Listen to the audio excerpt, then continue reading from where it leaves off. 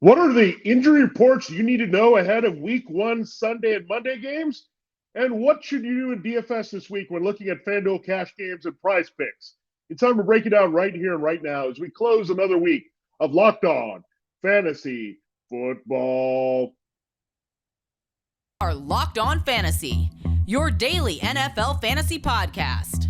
Part of the Locked On Podcast Network. Your team every day.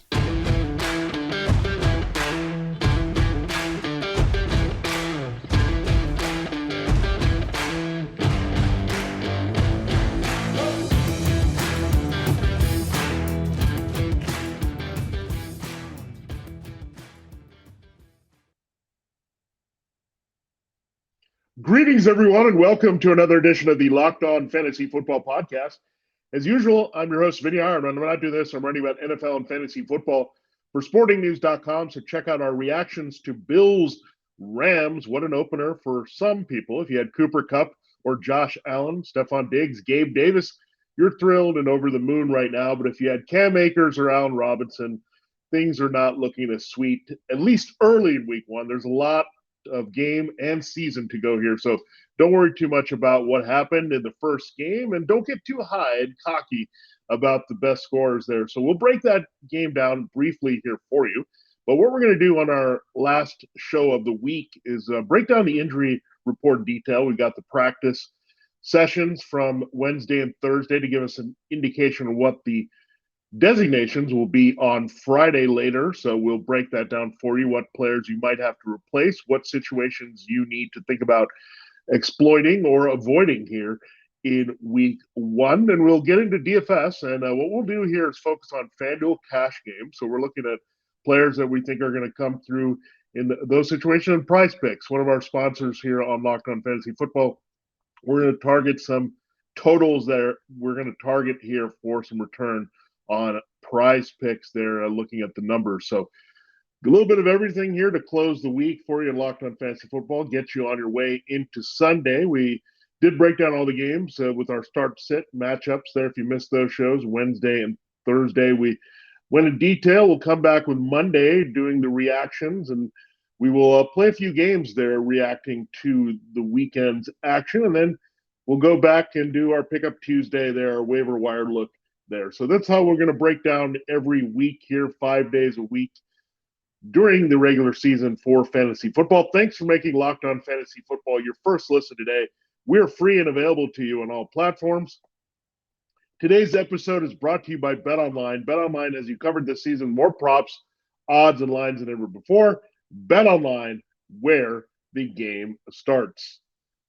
All right, let us briefly talk about what happened on Thursday Night Football here, and then we'll get into the injury news you need to know. We'll top it off with that, and then we'll get into our DFS report. All right, Thursday Night Football, Cooper Kupp is Cooper Kupp. He was awesome. He was the source of Rams offense. Matthew Stafford, we told you to avoid him. It could be a struggle against Von Miller, that pass rush. Those Bills came through, really frustrated Stafford. He ends up with the one touchdown pass to Kupp, but 3 interceptions here, sacked 7 times. So rough outing for Matthew Stafford. Things will rebound next week as they play the Falcons. It's his home state team, kind of. He played at Georgia, so he'll be facing his former buddy's team, Matt Ryan. So I think there'll be a rebound there that you can look at for this offense completely. But the offensive line without Andrew Whitworth looked pretty messy here. And Stafford took the lumps here. He couldn't get it going down. Robinson, their chemistry seemed a little bit off there. They just couldn't get the ball anywhere downfield. He was very Kupp dependent. That means he was a bit scattershot, maybe worried about the elbow a little bit, favoring it, maybe. But he was very all caught up in Kupp and a lot of Tyler Higbee when they were in catch-up time, but very inefficient. Higbee had 11 targets, but just looked awful there. So they need to get Allen Robinson involved. Only one catch there. I think that will get better here for the Rams. As far as the backfield, Cam Akers, Darrell Henderson Jr., we told you the soft tissue injuries, the 2 guys there. I mean, the guy I'm going to start looking at is Kyron Williams, the rookie from Notre Dame, as their 3rd stringer. I mean, I just don't trust either of these guys to stay healthy. Akers clearly is not healthy, not getting the key touches where they prefer Henderson, but Henderson has a share of durability issues. So it's a backfield mess with this Sean McVay committee approach and maybe not being as transparent with the injuries. I mean, you didn't have Stafford or Akers or Henderson listed there before this game. So, and very frustrating, but they get a mini bye to rest up for that Falcons game in week 2. Much better matchup, except for facing the corner AJ Terrell. But should be a get well game for this entire Rams offense next week. Now, let's quickly look at the Bills here and what happened with them. I mean, Josh Allen was Josh Allen. He didn't really have it perfect, but one interception was his fault. One was on the receiver taken away from Isaiah McKenzie when it was in his hand. So a little bit concerning there that McKenzie did score, but he got hurt, and Jamison Crowder was definitely involved in the slot here. But what can you say? Stephon Diggs, Gabriel Davis, these guys were locked in with Josh Allen in a tough matchup. Jalen Ramsey? Who's Jalen Ramsey? They torched him completely here. So, again, they can't double either Diggs or Davis. They're too dangerous. We saw how wide open Davis was. Diggs just schemed open very well, and Allen seems to find him. So Diggs looks like he has that potential to be the wide receiver 1 overall on the board, which is amazing. Davis living up to the hype early. Devin Singletary looked pretty good, and we had Zach Moss and the rookie James Cook lose fumbles here, so that might solidify Singletary's role a little bit more. But Josh Allen lived up to what he needed to be as the QB1 on the board for sure. So looking forward to more of that Bills offense here all season long and exciting. And the Bills defense every week played out. They destroyed the Rams. What a pass rush. Von Miller got the turnovers in the back end. It's only going to get better there when Tre'Davious White shows up and is in the secondary to clean things up with Teron Johnson. All right, there's your brief look at Thursday Night Football, the takeaways there. Now let's get into the injury updates, and there are a lot for week 1, I'll have to say. So let's start at quarterback here. Dak Prescott popped up with an ankle issue there on Wednesday. I think he'll be okay to play. He told reporters as such. So ankle's always a little concerned because that was the injury from 2 years ago, but he's good to go for the Buccaneers. So a little bit concerning because the offensive line will be without Tyron Smith, so maybe not moving as well, and they'll be under pressure there against Shaquille Barrett and that Bucs front. So I don't love Dak this week. I think he can be okay, but this Bucs defense fully healthy and loaded here. They're going to have to throw at least, we know. With the Vita Vea, they're going to shut down the run for Todd Bowles. So Prescott can get it done with Lamb and Schultz with some volume this week. Zach Wilson is not going to be playing. I don't think it really changes the fortunes of the Jets here. It's a really tough matchup against the Ravens.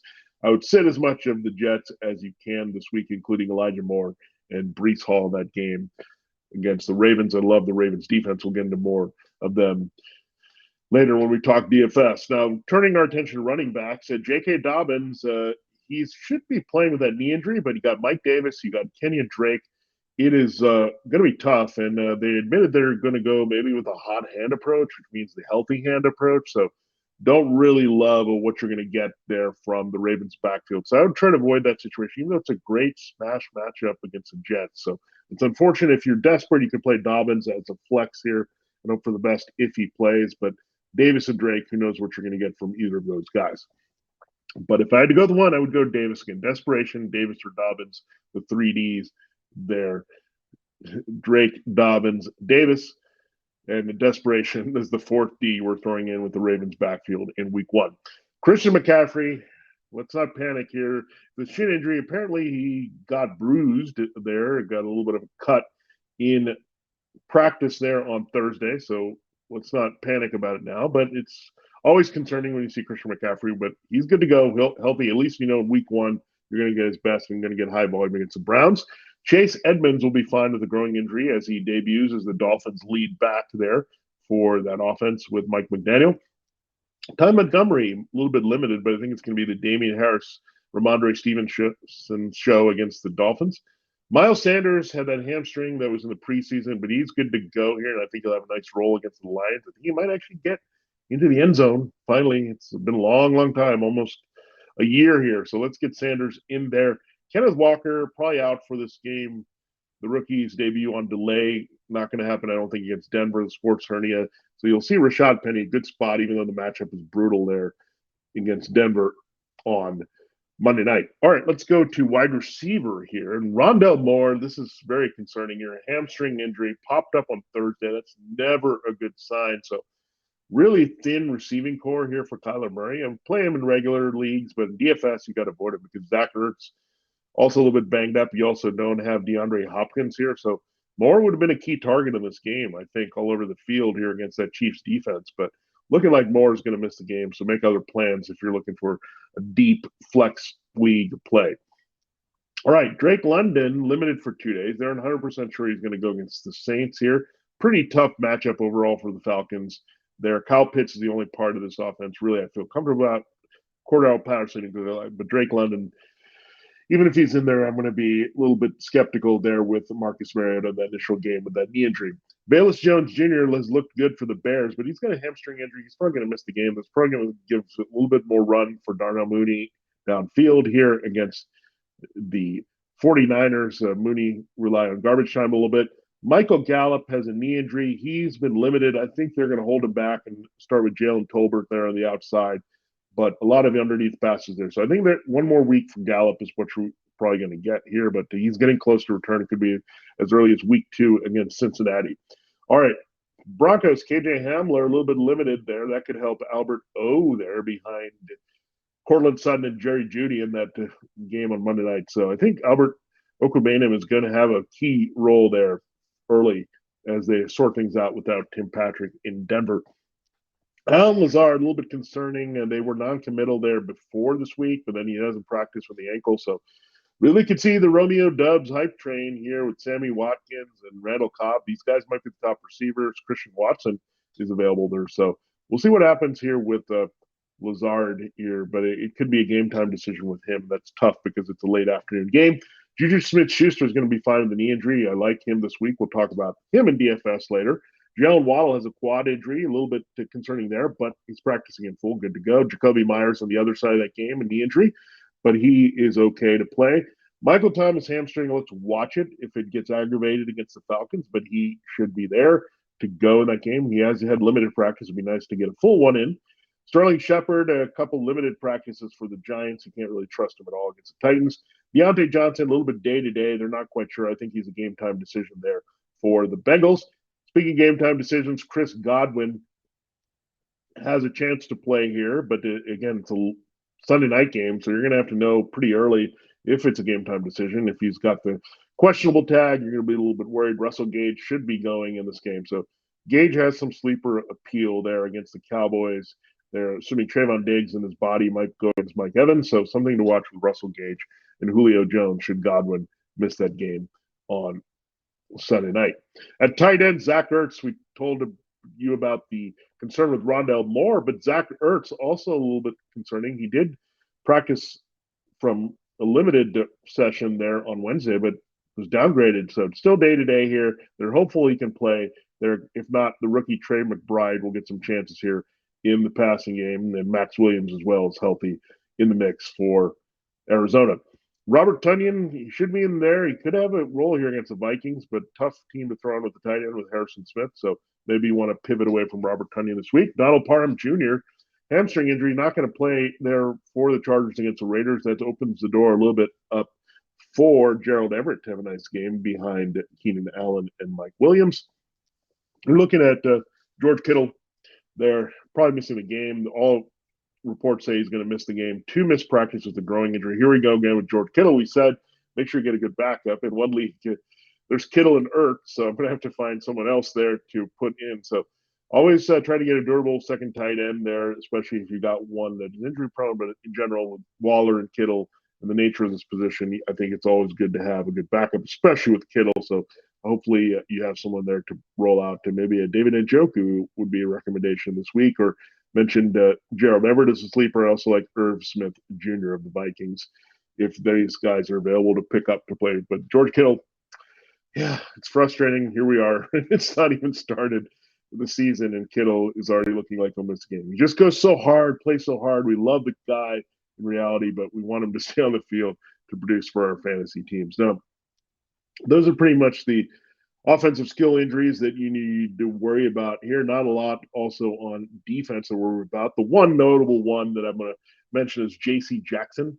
It looks like he's going to miss the game in the ankle injury. That definitely helps Devontae Adams, and by trickle down, it's also going to help Hunter Renfrow because they can use Renfrow a little bit, maybe more outside, avoid the tough slot matchup now that would have been outside there if Jackson had played against Adams, but that's a good break for Adams in that game for sure, and what could be a high volume Raiders passing game trailing Justin Herbert. Now we are done with our injury update and report here for you this week. We will get into our FanDuel cash game recommendations. They're just players that we like that can have good return on their investments here. So we'll do that in our next segment here on Locked On Fantasy Football.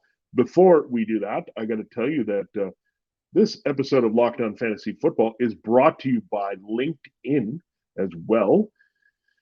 As you gear up for fall, you need the right people on your team to help your small business fire on all cylinders. LinkedIn Jobs is here to make it easier to find the people you want to talk to faster and for free. Create a free job post in minutes on LinkedIn Jobs to reach your network and beyond to the world's largest professional network of more than 810 million people. Then add your job in the purple hashtag hiring frame to your LinkedIn profile to spread the word that you're hiring so your network can help you find the right people to hire. Simple tools like screening questions make it easy to focus on the candidates with just the right skills and experience so you can quickly prioritize who you'd like to interview and hire. It's why small businesses rate LinkedIn Jobs #1 in delivering quality hires versus leading competitors. LinkedIn Jobs helps you find the candidates you want to talk to faster. Did you know every week nearly 40 million job seekers visit LinkedIn? Post your job for free at linkedin.com/lockedonnfl. That's linkedin.com/lockedonnfl to post your job for free. Terms and conditions do apply.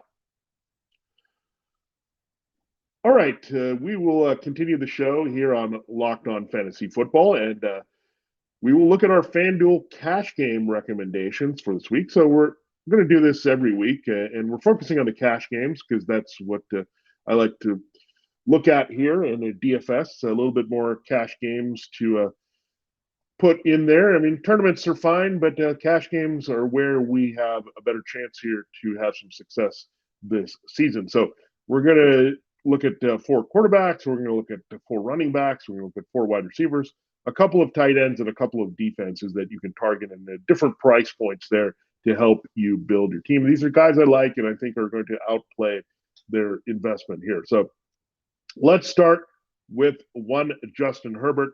He's at 8,400 on FanDuel.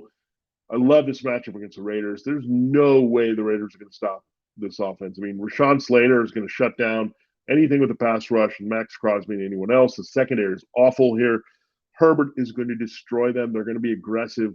They're going to get the big plays here. So love everything you can get in with Herbert. So 8,400, love that. So if you're going a little cheaper, I also love Jalen Hurts this week. I have him right there up with Herbert potentially being the QB1 of the week. It's going to be hard to match Josh Allen, but there's definitely some potential there with Hurts playing the Lions, and he could do it with running and passing. I could see it being a balanced game where he has like 260 yards passing, a couple scores there, run on the ground. So really like Jalen Hurts at that value. So Herbert and Hurts, the H's have it here, the 2H club. If you're going to pay up at quarterback, 84 and 80 there for your prices. Now, if you're trying to save a little bit of cash, you can look at Trevor Lawrence. I love that matchup against the Commanders' pass defense. No Chase Young. The secondary is atrocious.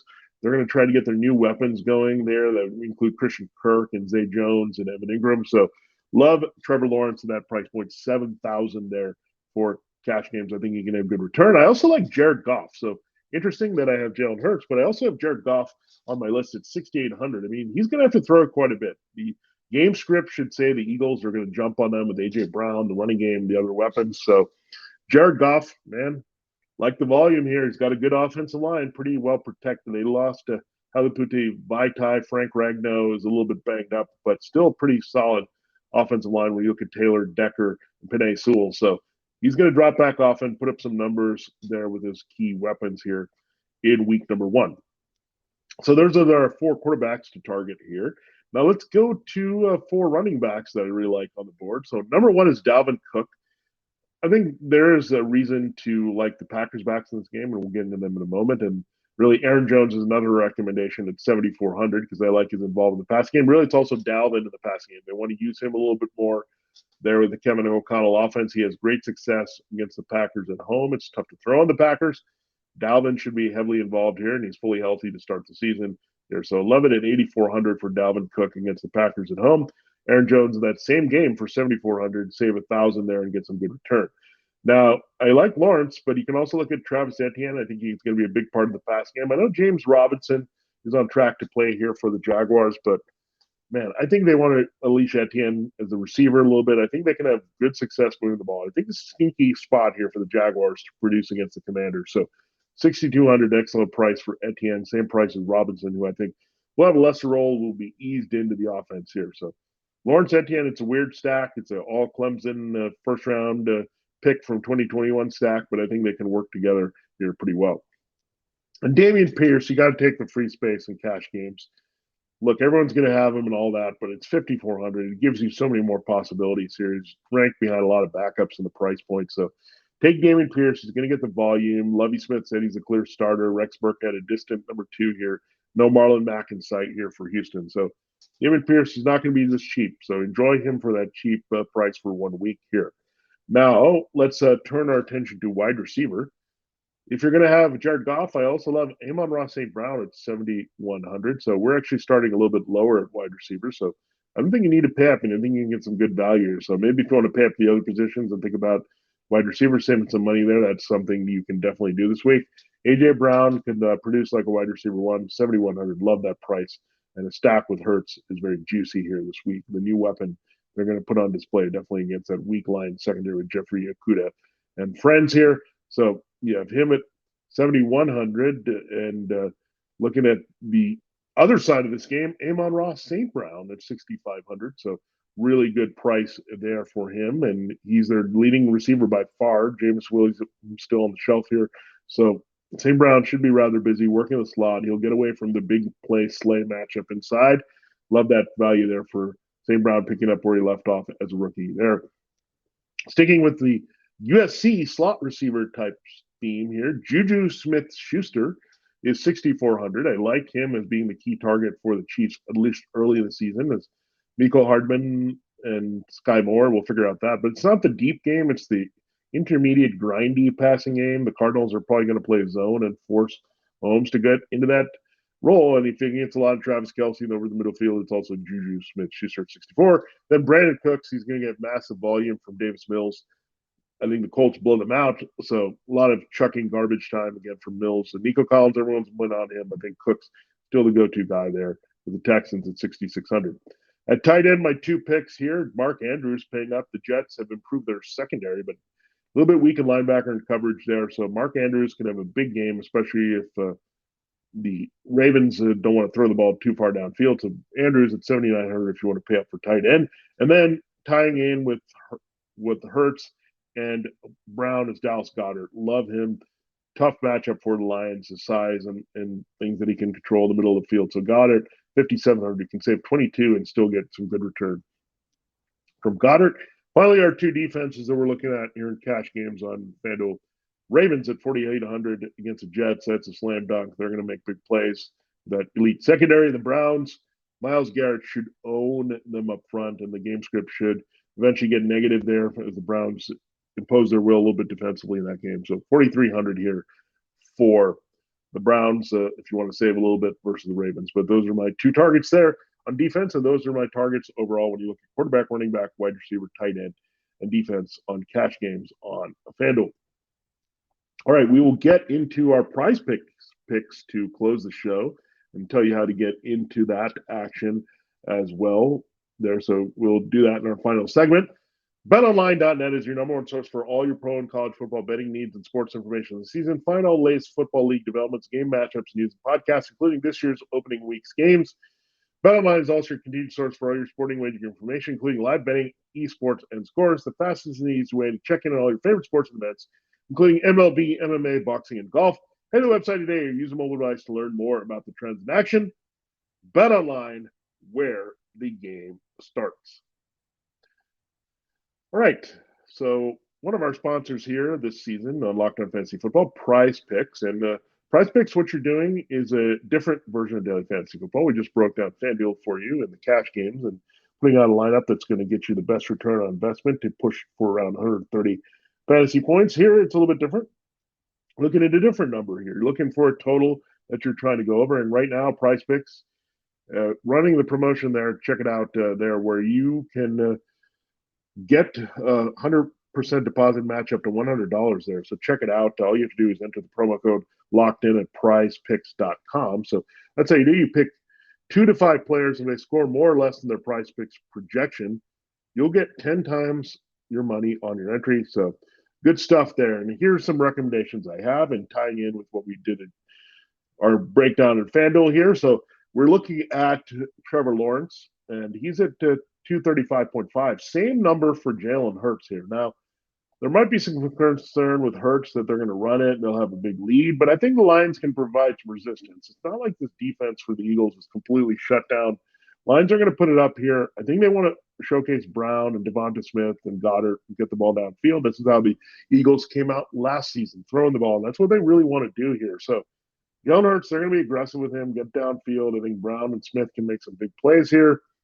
So I think you see just alone, maybe those 3 guys, Brown, Smith, and Goddard, can put Hurts over that 235.5. So I love that, over that for his passing yards here in week 1. Trevor Lawrence, you mentioned.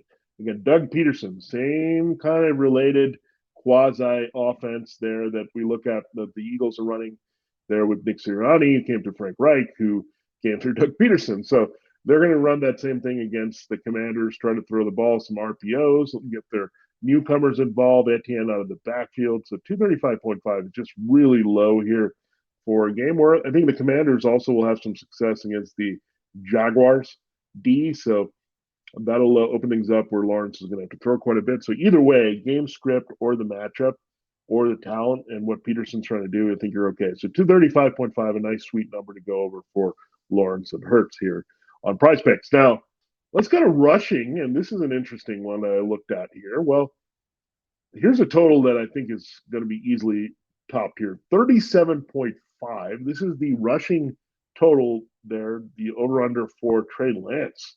I think Lance is going to run quite a bit in this game. He's going to get comfortable against the Bears. The Bears have lost a lot in the second level here. No Akeem Hicks, no Khalil Mack. So he's going to get going here and run for some nice yards. So it's only going to take him, I think, like 5 attempts to do this. So that's also the upside here. So I think he's going to get to 40 yards rushing in this game pretty comfortably. They want to showcase him. I know he's a guy that wants to throw and sit there and show that, but he's also a special weapon here. You know, looking at Kyle Shannon, Robert Griffin III's career there in the rookie year, you saw around 700 rushing yards. When you put that over 17 games, it's right a very comfortable number here. So I'm looking at that really coming through here for Trey Lance at 37.5 rushing yards over.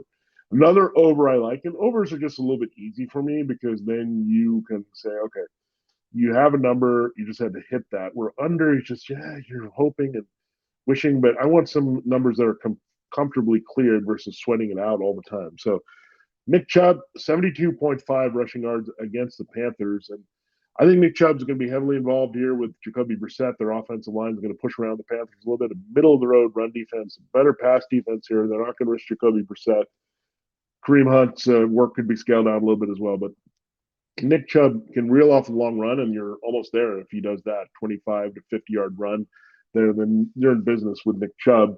And I think the Browns win the game. The game script helps. Defense, there we like the Browns defense, though that would imply we also like Chubb in this game. So those are the 2 guys I like to outproduce their rushing yard total here. 37.5 for Trey Lance and 72.5 for Nick Chubb. Now let's go to wide receiver, really receivers in general. Looking at Christian Kirk, we talked about how they want to showcase him a little bit more, but 55.5, really low total for his debut, especially when he's going to get involved quite a bit here. They want him as the integral part of the offense. So 55.5, and it's a good tie-in with Lawrence. Like if Lawrence goes over 240, Kirk is going to have a big part of that and could get 25% of that number at least here with 60 yards. So Christian Kirk, I really like this week. I also think this number is really low for Michael Pittman. I think Davis Mills and the Texans will be a little bit competitive early in this game. It's not going to just be Jonathan Taylor throwing. They're going to use Matt Ryan, again, shiny new toys, new connections here trying to get going. So 65.5 for Michael Pittman Jr. I think he can get to 75 easily in this game. So he'll get involved. I mean, he's their clear number 1 here. He's going to dominate the targets. Alec Pierce is a rookie.